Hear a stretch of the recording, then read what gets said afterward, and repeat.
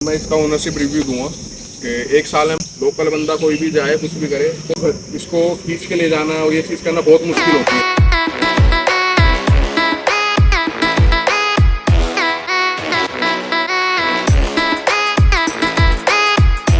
Hey guys what's up, welcome back to my channel.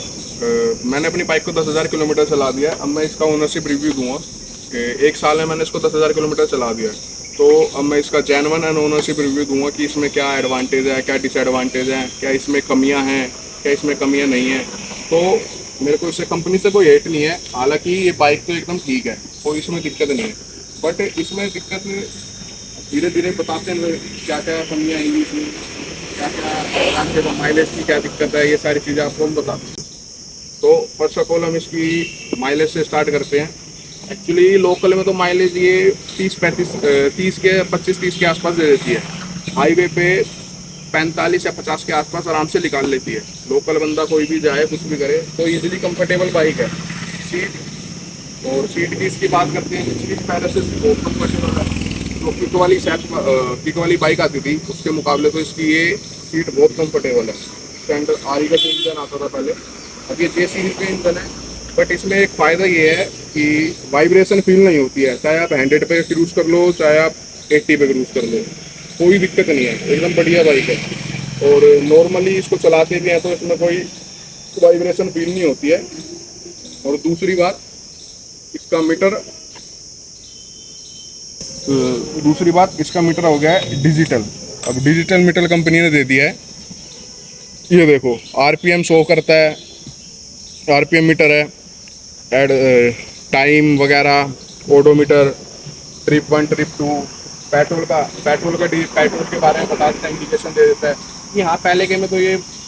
अब मैं इसको मैं इसलिए एडवांटेज की हमारे बता रहा हूँ कि पहले के मुकाबले अब ये बेटर इसलिए है क्योंकि पहले में पेट्रोल का इंडिकेशन का नहीं था, अब इसमें पेट्रोल के इंडिकेशन का साइन दे रखा है इसलिए।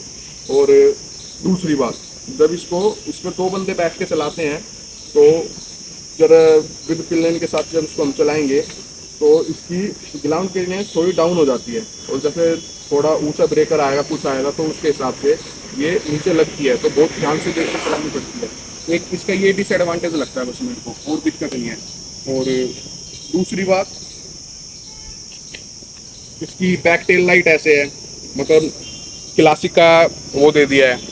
और दूसरी कमी इसमें एक ये लगती है कि जो इसके इंडिकेटर्स हैं और इस इंडिकेटर्स हैं और जो इसके बल्ब्स हैं, जो मतलब हेडलाइट है, हेडलाइट हालांकि कंपनी इसको एलईडी में दे रही थी तो और बेटर रहता। हालांकि जब 2,27,000 रुपये बंदा इस पर खर्च कर रहा है तो कुछ वर्क भी तो होना चाहिए ना।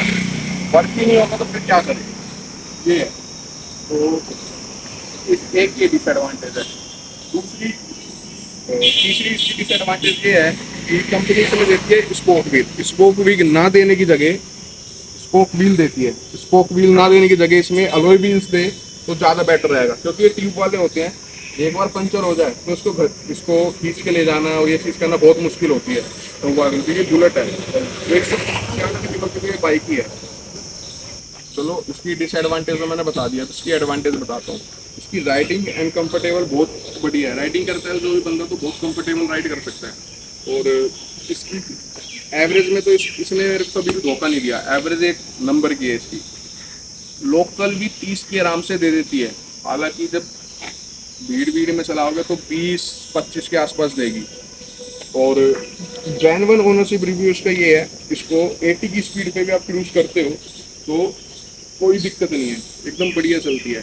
ना इंजन का साउंड इंजन में ना कोई साउंड आती है एक्स्ट्रा, ना कुछ आती है, जैसी साउंड है वैसी साउंड रहती है। इंजन की साउंड की कोई चेंज नहीं होती है।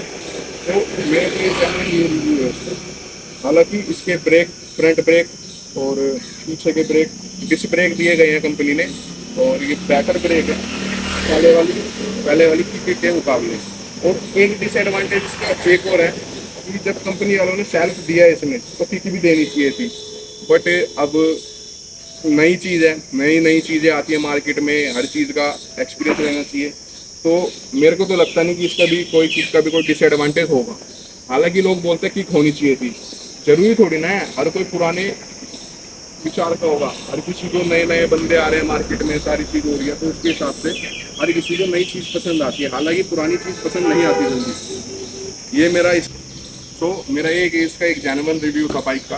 तो इस वीडियो को हम यहीं पे एंड करते हैं। हालांकि भाई के पास बुलेट है, उसको जो भी क्वारी आएगी बुलेट से रिलेटेड वो कमेंट में डाल सकता है, और उसके बाद हम उससे रिलेटेड उसका नेक्स्ट पार्ट बनाएंगे, नेक्स्ट पार्ट बना देंगे। और अननोन राइड्स के लिए आप तैयार रहिए। एंड इस वीडियो को हम यहीं पे एंड करते हैं। Subscribe my channel unknown rides with मुझे।